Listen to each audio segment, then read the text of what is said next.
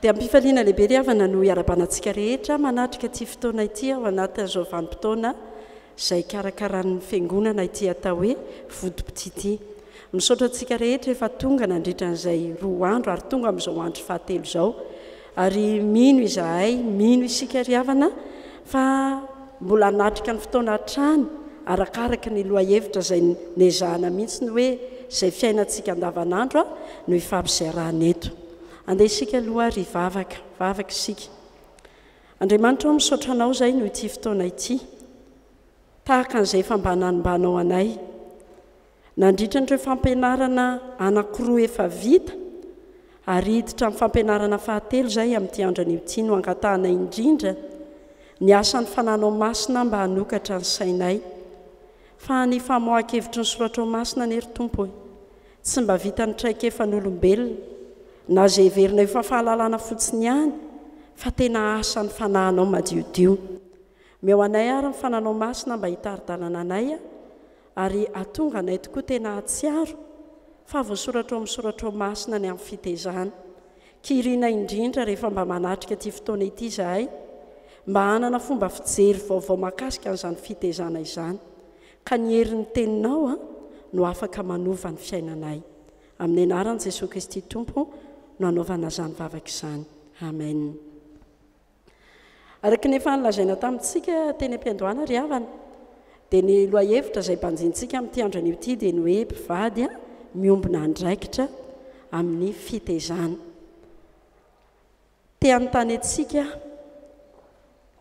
izaka itsika no efa niteraka mba hatsangany hoe ny tanana efa mananjanaka izany,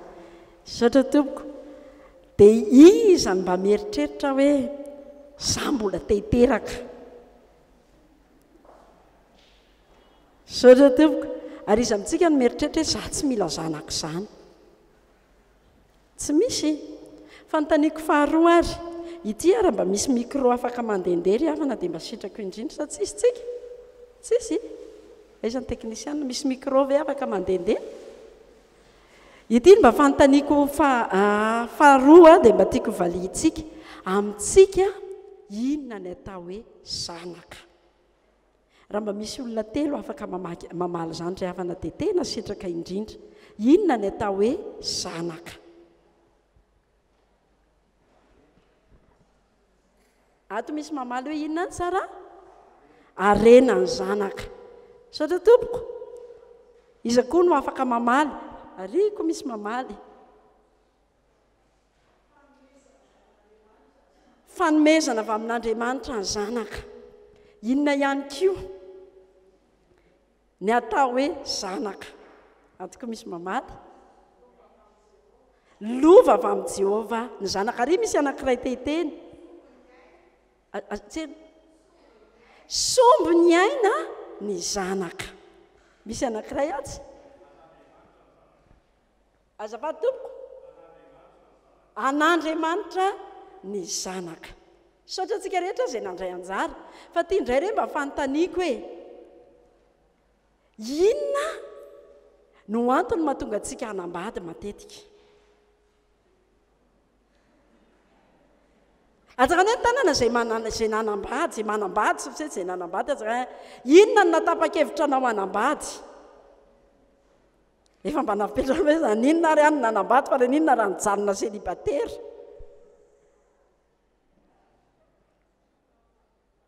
Tsisy mahavaly ve?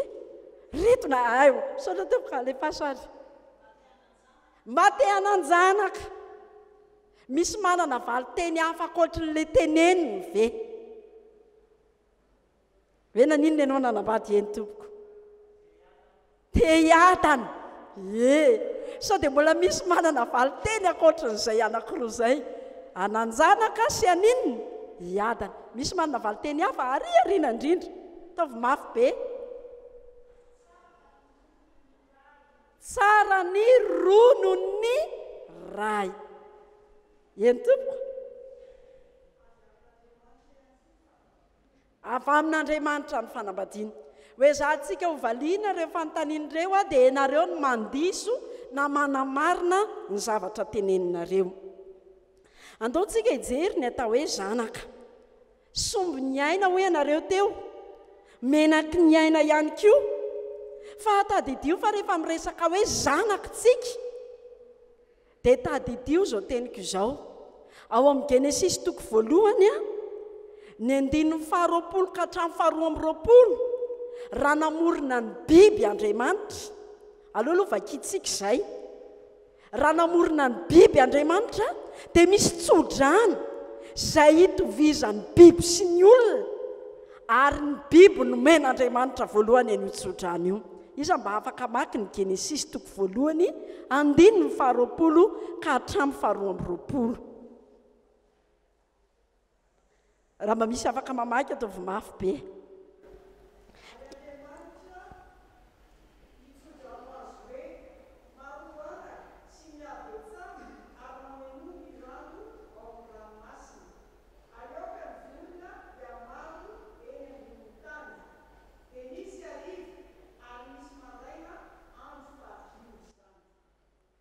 Tompoko aloha efa tsy maninona hitatsika tsara zany lay tsodrano tsika rehefa manambady matetika dia io ny tsodrano maro anaka sy maninona miabetsaha iza nomen'Andriamanitra tsodrano voalohany an'izany hoe maro anaka sy miabetsaha zany ny biby anao inona eto ambonin'ny tany zany ny biby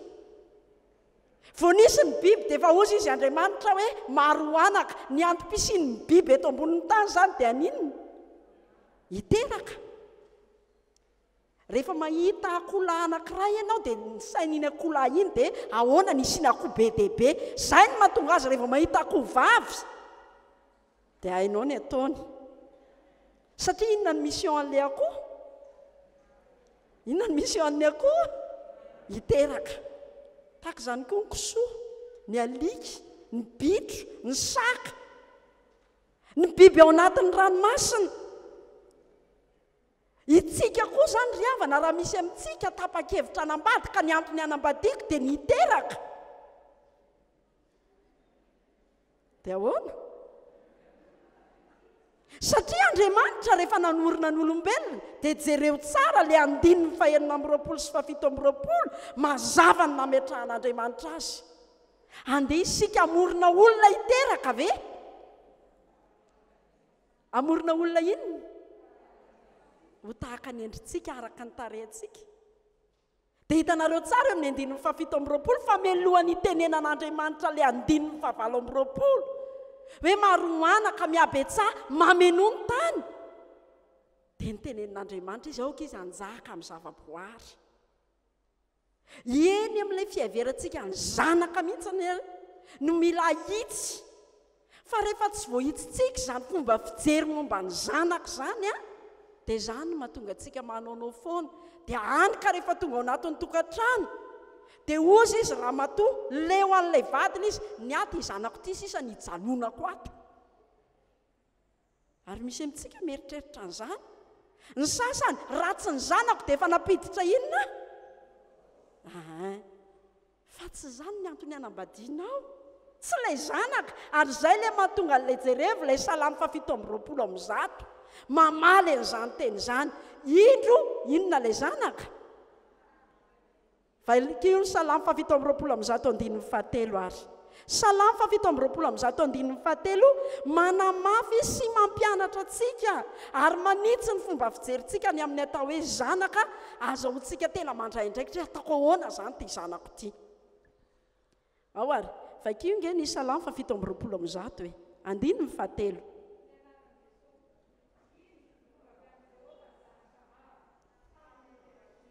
saotra tompoko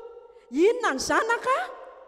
lova fanomezana izay ny dikan'ilay lova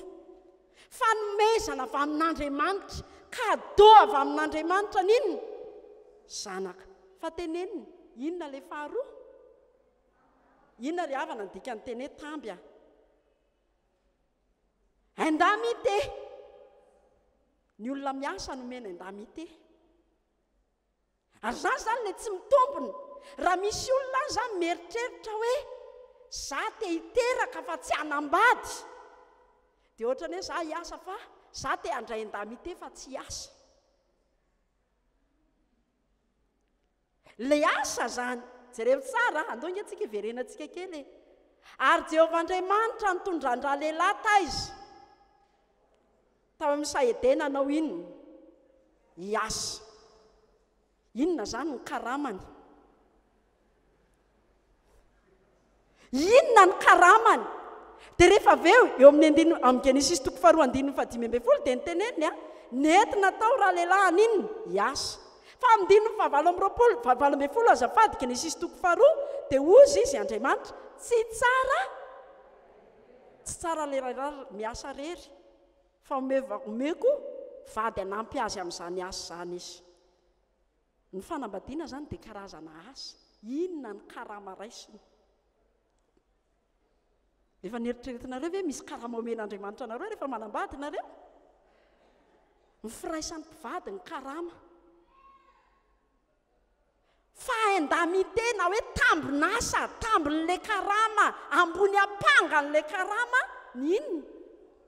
Ny zanaka. Ny teny Hébreu moa dia nametraka hoe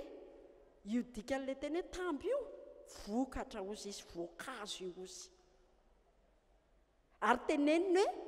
voankazo misy fetrany. Izay no mahatonga ny hoe ny vadinao zany karamanao dia raisinao mandra-pahafaty. Fa ny zanakao indamité-nao voafetra. Iza zao ny retraité eto. Mitovy ve ny karaman'ny raisinao, ny volan'ny raisinao tamin'ny ianao mbola niasa sy izao? Rehefa tsy miasa intsony ianao dia miala daholo ninona? Indamité de logement, indamité de déplacement. Miala zany satria izay maha-indamité azy. Fa le vata-karamanao iny, raisinao iny mandra-pahafaty. Le vadinao io zany karamanao io raisy foana ny firaisana aminy. Fa ny zanakao, inona le zanaka? Tamby. Dia misy fetrany ny hijanonan'ilay zanaka izy. Dia izay no mahatonga hoe rehefa miakatrakatra ny 20 taona dia efa mimakomana ianao hoe hanomboka iala ninona. Fa ny sasany tediavin'ny raisiny, ary ny sasany alohan'ny sasany mandray indamité fa tsy mandray karama. Ny zafikely ary mbola zavatra hafa indray tsy haiko hoe inona ny atao hoe zafikely. Amin'ny manaraka ho jerentsika. Fa dia gaga ianao misy io olona tsy miara-matory amin'ny vadiny intsony, tsy mety mandray karama. Fa miara-matory amin'ny zanany anazy ilay indamité ihany no mamaika azy. Tsy normal zany. Ary zany ilay mitondra antsika hoe eo ilay hitandremantsika tsara. Raha karama ilay firaisan'ny mpivady, ny maka avansa mampidi-doza. Satria rehefa raisinao aloha nge ilay karamanao, tsy ampohaninao rehefa inona? Dia tsy gagitsika fa reny lasa hoe tsy ampy ilay karama rehefa faranvolana dia nitady asa hafa dia lisay premier bureau, deuxième bureau. Satria ny laisina naninona na izy? Ny raisina avansa loatra dia tonga avansa daholo ny zavatra rehetra dia tsy ampy ilay raisina. Zany zavatra zany aloha mila mametraka tsara eo amin'izany tsika hoe ny vady karama. Fa ny zanaka inona? Inona hoe ny zanaka? Dia amin'ny mahatamby azy misy fetrany ny hijanonany eo aminao, dia tokony mahay makasitraka ny fisiany io tamby io. Fa tiano zavatra manaraka. Rehefa miroso amin'ny fanambadiantsika tsy diso avy hatrany ilay hoe maniry mba hiteraka. Fa saingy izao ireto toe-javatra efatra reto no tokony ataonao ao anatin'ny sainao manoloana ny fandriana reo mivady hiteraka. Ny zavatra rehetra aloha dia eo am-pelatanan'Andriamanitra ary mahay zavatra mahagaga Andriamanitra. Ireo ny andinin'ny soratra masina. Mampianatra antsika amin'izany ny tantarany Abrahama sy Sara. Efa tena tao anatin'ny fanterana vao nomen'Andriamanitra inona? Zaza. Faharoa, manana ny fotoana ny Andriamanitra. Io Genesis 5:20 tena mitantarany hoe 40 taona Isaka. Tsy mbola niteraka izy sy Rebeka, fa izy mihitsy no nangataka tamin'Andriamanitra hoe mba homeo zaza izay Andriamanitra. Fahatelo, tsy hoe miteraka ny olona dia enao koa te hiteraka le soro ny fialonany. io Genesis 3:7 io dia tantarany Rahely. Siza moa ny anaran'ilay vadiny Jakoba anankiray, Lea. Rehefa tsy niteraka dia lasa nialina ny ravaviny. Fa raha miverina foana tsika hoe inona moa ilay zanaka? Inona ilay zanaka hoy a? Tamby. Dia izao, rehefa ampy anao ny karamanao dia tsy voatery homenanao ny tamby. Zany ny tokony tsy ampialina, zany ny tokony tsy ampiady, zany ny tokony tsy ampisaraka raha sendra tsy nahazo inona. Inona ny dika ilay tsy nahazo tamby? Tsy niteraka. Ampy anao ilay karamanao dia raiso ny karama, fa ny sasany rehefa tsy nahazo tamby dia midongy. Lasa tsy raisiny hatramin'inona? Karama. Ary izay ilay hoe esory ny fialonana. Anisan'ny teny mahery ny tenen'ny Jakoba ry havana tamin'ny Rahely io, rehefa mba nitarainy Rahely mba meo zanaka e. Tonga dia ozy izy Jakoba, nga za manao an'izany, za nga mampavokatra ny kibonao. Ary marina loatra lay tenin'ny Elkana izay idirantsika ry amin'ny Samoela 1:1 tamin'ny Hana rehefa tena natsiaro nalahelo ihany hoe tsy niteraka. Tia ny tenenina dia izao, ny zava-dehibe ozy dia ny vady. Fa rehefa zava-dehibe aminao koa nefa ny vadinao, mamaly vavaka Andriamanitra kanefa aoka tsy ho terenao. Mety misy amintsika manatrika ty fotoana ity tena sahirana satria tsy mety mahazo zaza. Atao daholo izao karazany zavatra rehetra izao. Fa tonga amin'ilay fitenenana hoe iry mahory ny zaza. Rehefa tsy mahazo zaza ianao dia maninona? Minainaina. Fa rehefa niteraka koa inge ianao dia mitaintaina. Izay ilay mahiry mahory azy. Fa saingy izao ry havana, melohan'ny risoana amin'ny fanambadiana dia ireo ny apetraka, mety hiteraka izay, mety tsy hiteraka izahay. Arakaraka ny andaminan'Andriamanitra ity meko endamité, ny an'ity karama fotsiny, ny endamité an'ity olona ity ataoko be dia be, ny endamité an'ity olona ity ataoko tsy misy satria ampy azy ninona ny karamany.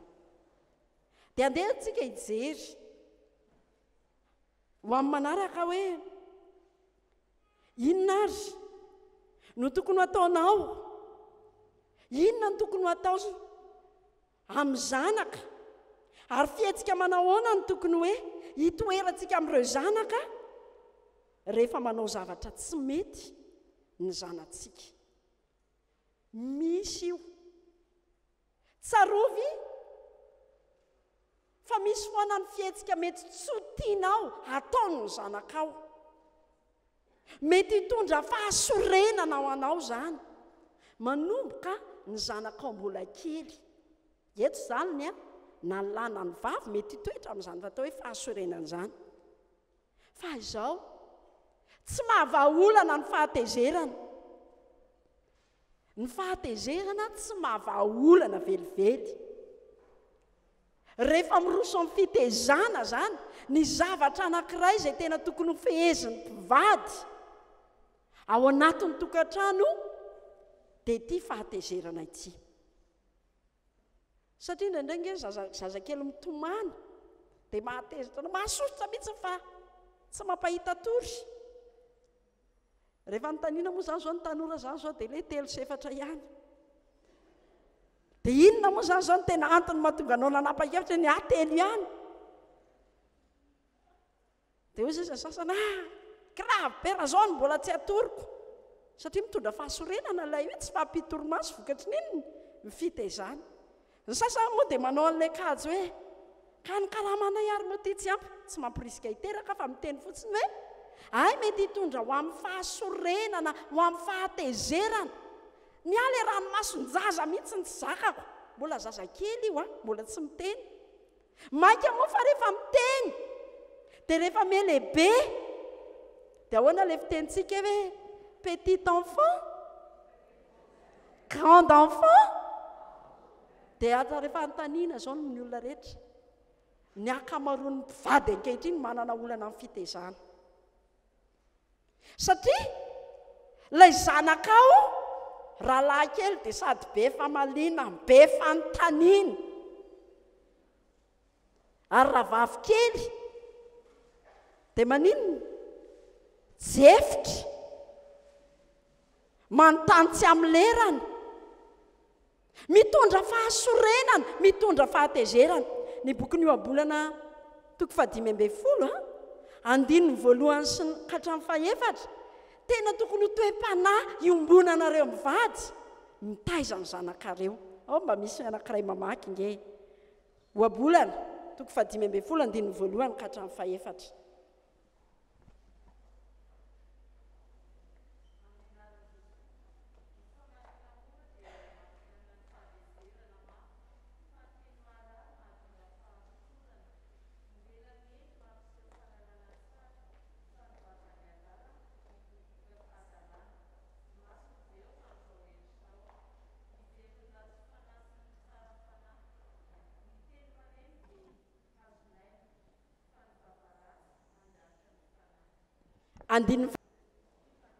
Zay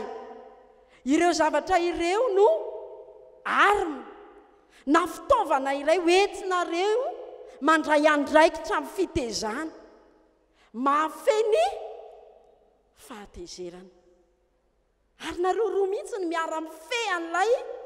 fahatezerana dia ahoana ilay fahaizana mifehy an'ilay fahatezerana anisan'izany anisan'ny zava-dehibe matetika rehefa tena tezitra amin'ny zanakao ianao dia mistakely aloha tena ilainy hoe ianao misitaka kely ianao miala kely eo ngentsika jery matetika ny ankizy rehefa tonga dada na rehefa tonga mama dia ny mamaiky azy izara hoe zao ny zavatra nisy tany am-pianarana zao ny zavatra nisy ianao nefa mety tena reraka be tany amin'izay nisy ianao tany am-pianarana tany am-piasana tany am-piasana moa fa mety vitsy ny ray aman-dreny mbola mianatra ilay zaza tsy mahafantatra izany ny zavatra ilay tokony ataonao dia ny manambara amin'ny teny tsotra amin'ny zanakao hoe andraso kely aloha dada andeha ho any amin'ny toalety fa rehefa aveo miresaka tsika senao fa tsy izany ny zavatra misy atsika vao avy mitsena ilay zaza zao reraka be ndala makary mihitsy ny aloha ianao mety tezitra tany amin'izay nisy ianao tany dia ny zaza no mizaka ny tserany aina fa ny zavatra tena tokony ho fantatsika dia izao hoe Andriamanitra dia be fitiavana Andriamanitra fitiavana izy ka ny zavatra ray tena tian'Andriamanitra dia ny anehoanao amin'ny zanakao zany fitiavana izany ka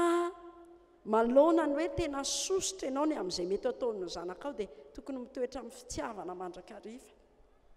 tokony mahay maneho fitiavana amin'ilay zanakao ny manaraka dia hoe ina ary ny tokony ataonao mba hahatonga an'ilay zanakao hanana ny maizy azy ohatra azo raisina ry havana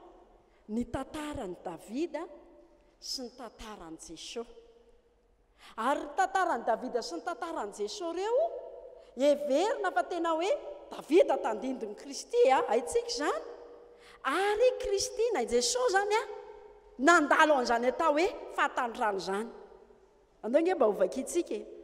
ao amin'ny Samuela voalohany 7:12 lava be moa le texte nomeny io dia fitiniko vetivety fotsiny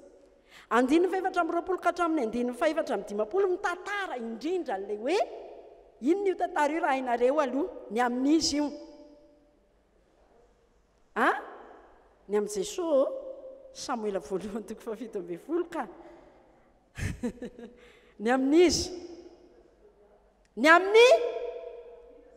Davida sy Goliata inona no natonga ny Davida nanana fahasahiana hiady amin'ny Goliata ny fahasahiany Davida nametraka fanontaniana jereo tsara ao anatin'y texte io ry havana dia miverimberina zao teny zao ahoana tsara iza tsara io lehilahy io ahoana ny atao raha maresy io lehilahy io ka nanana ny davida ny teny zao teny zao io veny dia mba hiaika amin'ny miaramila an'Andriamanitra raha tsy nanana n'izany fahasahiana nanontany zany davida tsy ho resy ny Goliata fa izao koa rehefa nahenao n'ilay fanontaniany ry Eliaba zay zokony Davida dia namaly very Eliaba hoe izao fa tonga dia ozy ry Eliaba zay ilay tantara ao inona indray ty ianao be fanontaniany ty aninona ty ianao ny anjaranao dia ny miandryondry fa namaly Davida maninona zao zako mba manontany dia mba mijery ny zava-misy ry havanao ny zavatra ray mahasorena antsika ray aman-dreny matetika dia ny zanaka manontany tsy avelantsika anontany ny zanatsika ary amintsika izany zaza be fanontaniany zany zany ny atao hoe zaza maninona zany zaza maditry fa Jesoa koa ry havana ao amin'ny Luka toko faharoa andininy faraka efapolo hatramin'ny faharoa amin'ny dimapolo dia hitantsika tsara fa anao aloha io mba vakiny nalava ary ilay texte tsy maninona vakia hoe dia hitanao tsara eo ohatr'izany Jesoa ka tokony tsy ho taitra ianareo mivady eo anatrehany zanakareo mety manao an'io toetran'i Jesoa io vakia hoe ry havana ny Luka toko faharoa andininy faraka amby efapolo ka hatramin'ny faharoa amby dimapolo ao mba misy anankiray mamaky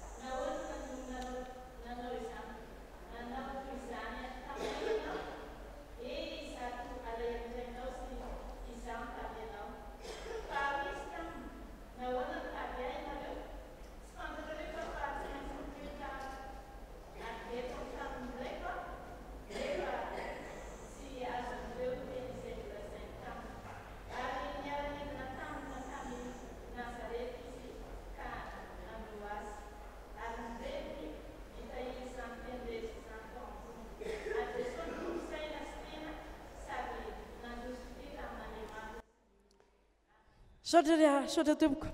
tsika revana dia tena mba maniry hoe ohatra ny olo mba zanaka manoa zanaka mitombo teny zanaka mitombo sainy zanaka mandroso fity eo anatrehin'Andriamanitra sy ny olona fa izao inona ilay nataon'i Jesosy eto aloha zany zao Jesosy aloha lasa vavy lahy-kely atsakany hoe ny tanana izay rehetra niteraka lahy dia miomana zany fa ny lahy-kely zany ohatran'i Jesosy tsy tamana trano Jesosy zany efa mba ombay mitady firy andro Jesosy no natao ombay mitady 3 andro tamin'izany tsy nisy afisy fa dia na nytaniana daholo sao dia mate aminareo Jesosy mba ombay mitady Jesosy zay zany zavatra anankiray io zany zavatra ray tokony tsy dia mahataitra antsika ary miara-mandray andraikitra ny mpivady amin'ny hoe zavatra natiora ao anatin'ny zanakalahy izy tsy tamana ao an-trano io satria zay mihitsy ny nanaovana azy fa faharoa ny zavatra misy dia izao hitanareo tsara gaga ny olona noho ny amin'ny fametrahana inony fanontaniana sy ny amin'ny fomba famalina fa tsy ny olona ihany nge no nametrahana fanontaniana sy ny valiany Jesosy Jesosy zany eritreritra ilay zanakao tsy hita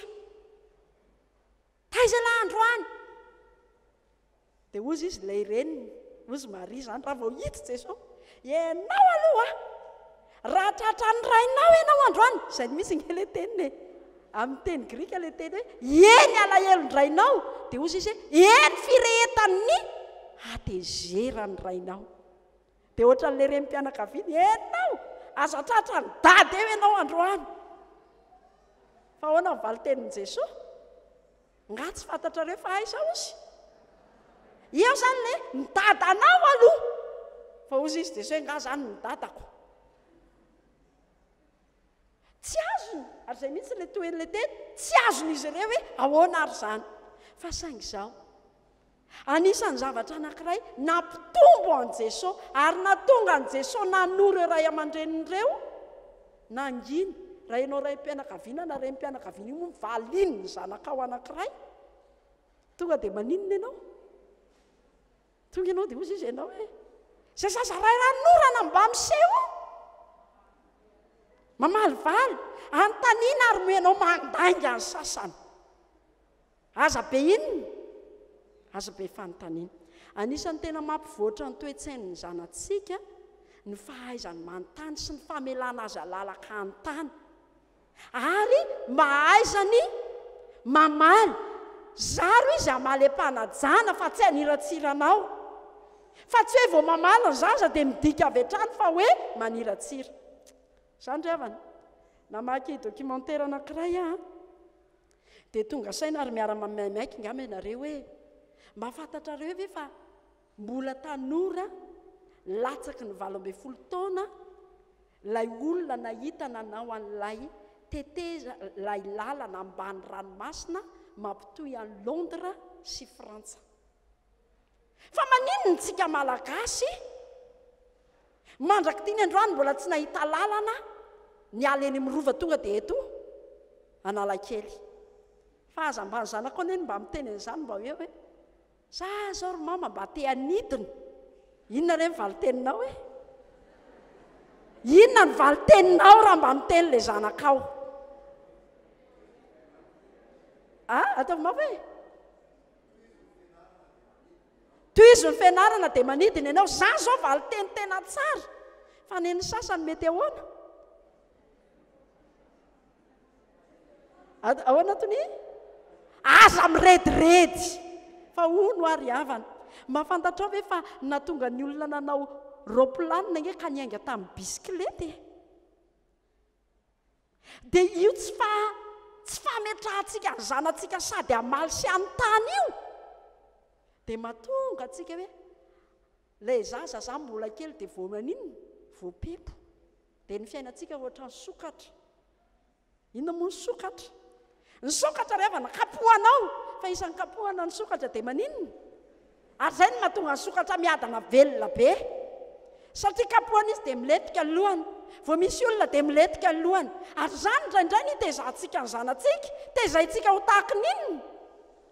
pepona dia mandetika aloha ary zany ny atsika ny zanatsika zany dia le manao hoe eny tompoko hoy dada hoy mama dia inona ny vokany mba firy amin'ny zanaky ny malagasy moa samantany rehefa any am-pianarana satria mpianatra ny tezaina ho tahaka ninona sokatra ankana dia efa ty am-piangonana ary jereo nge dekona be dehibe reo renge zaza kely reo dia sokatra misy fanontaniana avy eo sy paster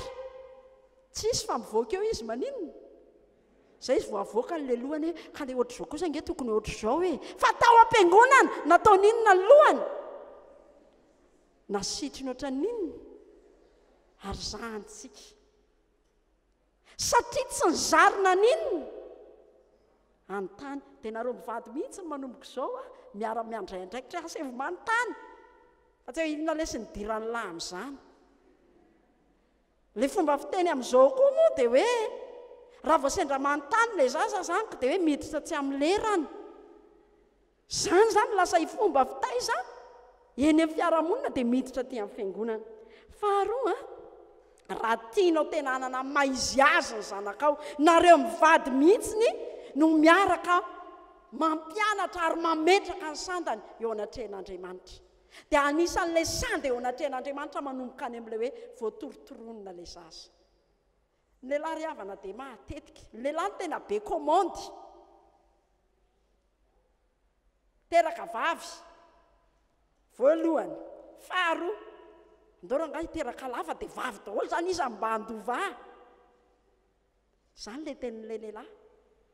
any zany dia efa tsy mipetraka ny sandan'ilay zaza nefa mivakio salamy 7:30 io vakio ny Jeremia toko voalohany mbola tsy nisy ange io zaza io dia efa fantatra Andriamanitra dia inona moa zany ilay fandraisana andraikitritsika dia izao Sara angamba tena manantena iteralda kinanjo lahy kinanjo vavy ny tonga tsy maninona fa mbola tiany zay ny atao fanampinanarany tsy maninona fa atao hoe tsy laviny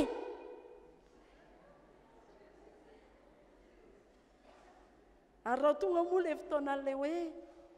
za tsy te hiteraka ntsony nefa ny be vokandray tsy nampozina zany zavatra zany tsy fandraisana andraikitra zao ry havana teneniko antsika tsy misy zaza accident eto tany ny ray aman-dreny ny mety accident fa ny zaza tsy accident fa matotonga eto tany ny zaza iray misy ilan'Andriamanitra azy ary mila manaiky izany nareo mivady dia meo azy ny fitiavana tsy misy fepetra mampianatra antsika an'izany nylay zanak'adala sy ny rain'ilay zanak'adala rehefa niveriny dia ny raisiny fa anisany tena manimba le hoe raha vao endry tsara ny zanak'dada dia hividianana ny dada bisikleta ataovy izay ahafahan'la baka fa raha afaka baka la vidianako moto ary raha tsy afaka baka vidianana inona zany le fitiavana misy fepetra raha manana omena ianao omeo fa aza asiana fepetra tahaka izany azo ataotoko tsara ny manome valosoan'ny zanaka fa ny fianarana angely havany misy zaza ary zany raindray adinitsika misy zaza na ataonao salamin'inona ary tsy tafahala amin'izany tsy tafakatra amin'izany mihitsy izy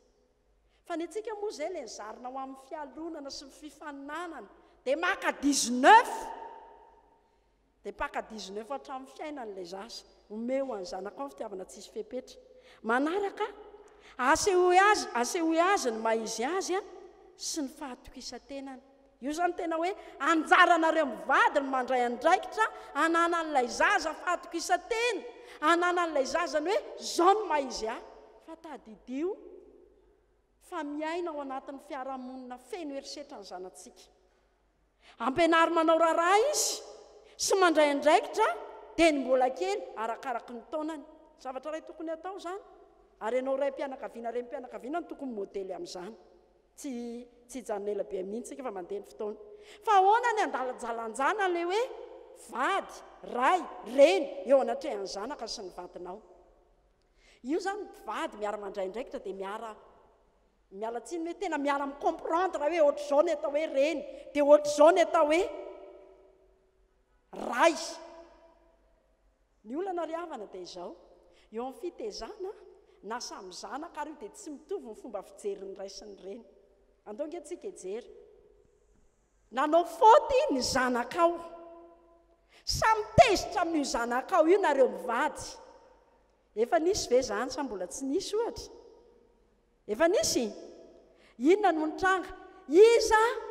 no afaka voalohany ny atezerana ny reny sa ny ray ny reny dia avy amin'izay le ray ianao manao tsikombakomba amin'ray complice amin'io zanakao io mihitsy ianao misy zany nefa ny adinon'le ray ny hoe ange izay mihitsy n'lay mahareniny reny jerefa zao ny reny rehefa mampinono mbola kely izazy io dia efa nanana ny problème ny zanaka ny namamy aza ny zanaka rehefa atao inona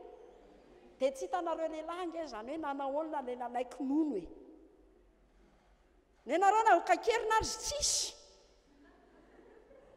fa ny vehivavy zany tena nahitan'izany hoe nanahoana le zaza mbola vao maniry nify maika moa fa efa nisy nify azaka ny hoe ny tanana zay tena nahatsiara hoe naharariny na le nonoko na andeha raha mihitsy ny kakerin'lay zanako fa zao ny zavatra nisy vetivety any iny tsy mbola nisy zaza voasazy tsy minono roa andro satria naninona vitan'ireny mpianakaviana normal ve zany tsy vitan'izany vetivety tonga dia midy aloha lenono tapitapika eo iny indray tonga dia tsisy ninona mitadavin'ilay sasa fa trany tomamamy fotsiny lay sasa tsy nangataka nono tonga dia mivoaka indray nono zay mareny azy dia ho gaga ve nao ray mpianakaviana inona ary ataon'ity ramatoa ty zaza nanaiky nono teo dia avelavela fotsiny amin'izao ary mandra-pahalehibe zany toetsain'ny reny zany fa ny ray misy disipline ary ao tsara ty disipline ty dia mipetraka dia zany matetika mampisy korotana ao anatin'ny tokantrano satria ozy izy ilay mpianakaviana complice amin'ny zanakao ianao fa ozy izy indray koa le reny mpianakaviana tena tsy tianao zanako mpanao jijadony ianao nefa izay mihitsy koa le maharay an'ny ray ilay ray mametraka inona disipline dia jerevy nge Joseph teo anatrehan'i Jesosy nga hita izy tsy niteny izy tsy niteny Joseph dia rehefa mba tonga zany izay fotoana izay hoe misy zavatra tsy mety ataon'ny zanakao fa dio re ny miteny ao matsony zanakao hoe ianao tena tsy tia an'ilay zanako mihitsiny na miteny amin'ilay vadinao koa ianao lehilahy hoe ianao ray complice amin'io fa tsy nova ny zanakao zany mampaditra ny zanakao zany dia arao ilay toetran'Andriamanitra tena arao io toetran'Andriamanitra io rehefa haitsika ny manaraka n'io toetran'Andriamanitra be fitiavana teo amin'ny fitantanana ny zanak'Israely dia ho hitantsika tsara hoe miova ny fomba fitantanantsika dia jereva amin'ny zavatra tena izy ny zavatra rehetra misy zavatra rehefa mamaky an'io Joba 7:30 io nareo any an-trano lava be io dia vakeo hatramin'ny farany fa tena hoe na ianao ary tsy mahazo inona ny tiany ito tenenina fa ny zavatra tena tiany ho tenenina dia izao misy zavatra tsy takatry ny sainao mihitsy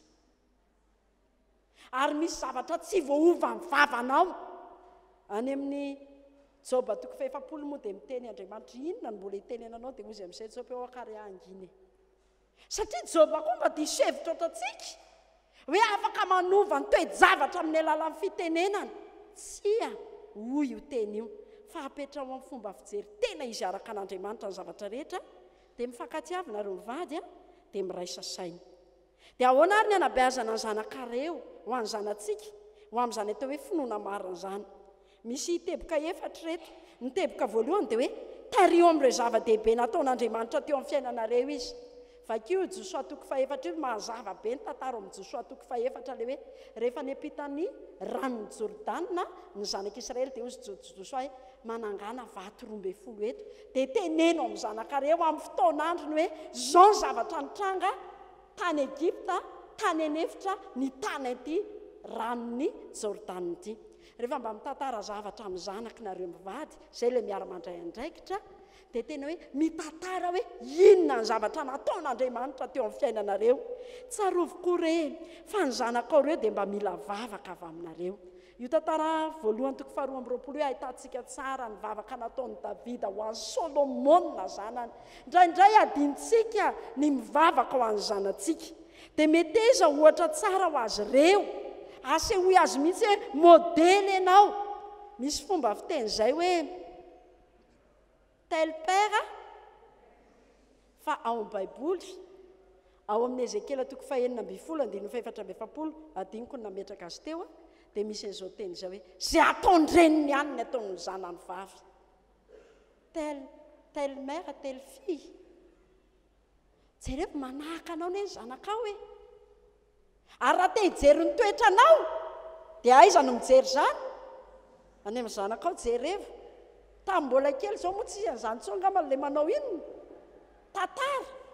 fa io zanakao io tsy amorona tantara any ampitan-dranomasina fa ny tantara iny zanakao io dia ny tantaranareo menakavy za efa miteny anao foana fa zao mihitsy le tsy tiako manginy ty vava aiza zany zay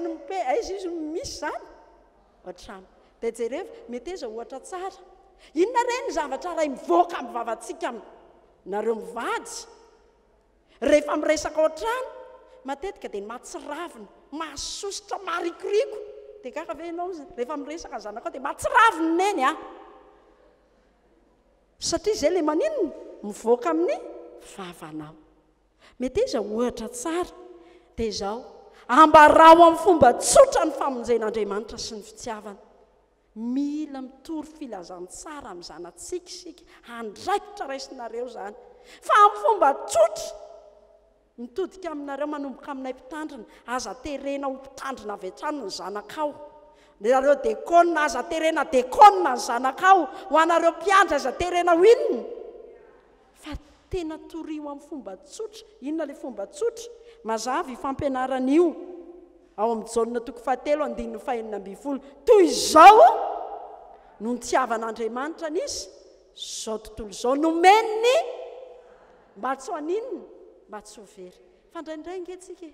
misy ray aman-dreny terrorista ao an-trano ianao aloha dia efa miteny ianao raha ohatr'izao ny ataonao tsy tafita ianao misy zanaky Ben Laden ao fa izao rery havana torio amin'ny fomba tsotra na dia ikena ary fa mety tena manila zanakao ambara ho azy amin'ny fomba tsotra reny famonjena dia ho hitanao tsara tsy voaheliko io zanakao io afaka io zanakao io fa ianao mpiandry dia ilay zanakao terenao mpiandry tahaka anao ianao pastera dia ny zanakao terenao inona pastera tsy ratsy izany zavatra izany fa izao misy dingana rany ange fa ny anjaranao tena mitory ny famonjeny Kristy mba ho isan'ny olom-boavonjoko ny zanakao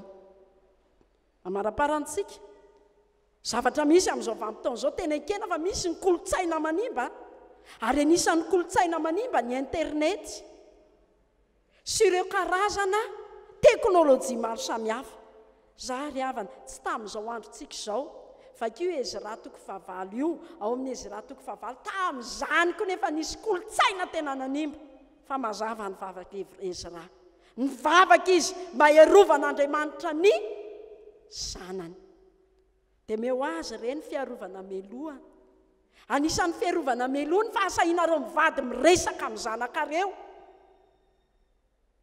anisan'ny fiarovana ny zanakareo zany fa tsika tsy samy resaka amin'ny zanaka dia asehoy azy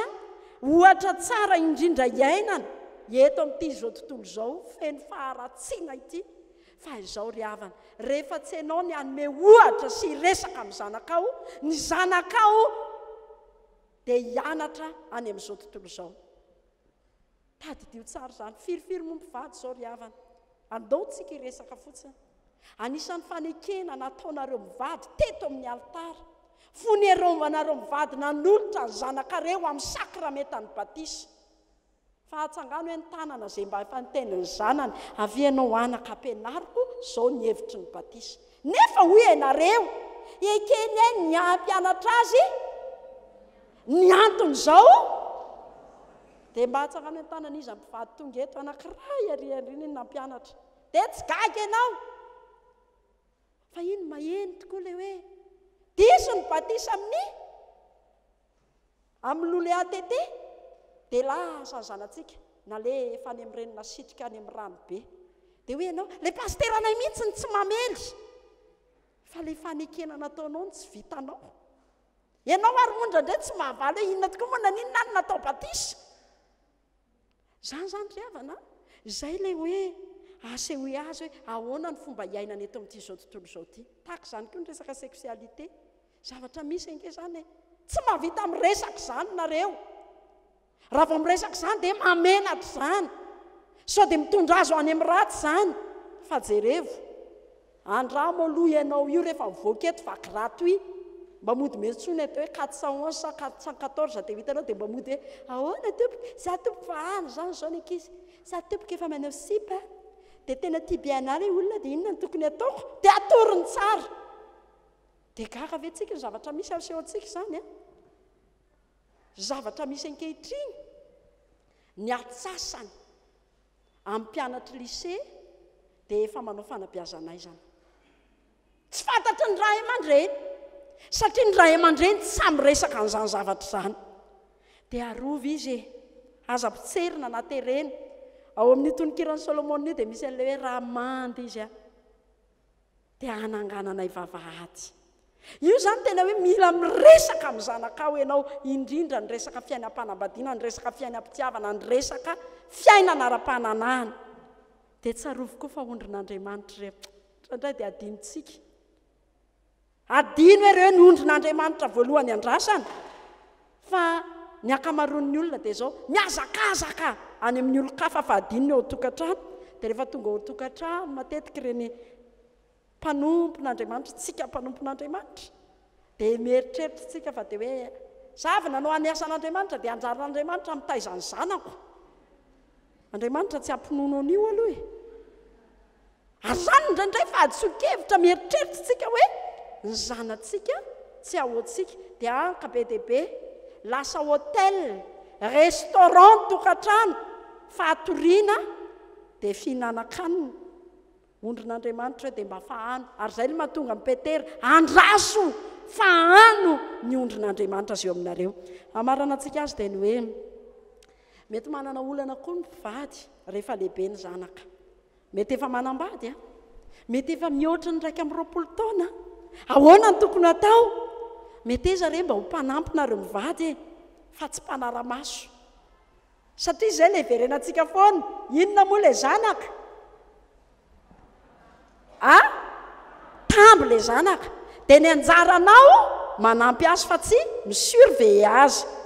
faharoa zara ho amin'ny fotsiny traikefanao ny expérience anareo dia aleo izy nanapa-kevitra ny fiainana dia fahatelo mivavaha mba hanana ny fiainam-baovao sy ny fiainana mandrakizay dia ny eto tany anjaranao no mivavaka an'izany efa nytenentsika izany dia anjarantsika mihitsy no mivavaka mba hanana an'ireo zanantsika izany hoe fiainam-baovao mba ho isan'ireo nateraka indray ny zanantsika amarana ariariavana tena zava-dehibe eo mason'Andriamanitra ny andraikitra maray aman-dreny io anefa ny tsy afaka mandeha hira ho antsika rehetrarehetra izay mbola eo ny vadintsika misaoran'Andriamanitra fifamenono ny atao hoe maray aman-dreny tsy vitanao rery io fa mety misy amintsika izao koa tsy maintsy mandeha rery amin'ny fitezana vokatry nyreo mety hoe toe-javatra maro samihafa izay ny lalovana dia izao tsy irery ianao fa manana an'Andriamanitra ny zava-dehibe tokony fantatrao rehefa mitaiza ianao dia tsotra ihany tamby endamité nomen'Andriamanitra anao io zanakao io raha tsapanao zany dia hitanao hoe araraoty ary ilay fotoana omen'Andriamanitra anao hisitraka ny endamité-nao fa rehefa miala eo aminao izy dia ny vadinao ilay karamanao sisy ny tena sahaninao ho an'Andriamanitra ny voninahitra dia ny tompo ampitombo ny teniny any am-potsika tsiraray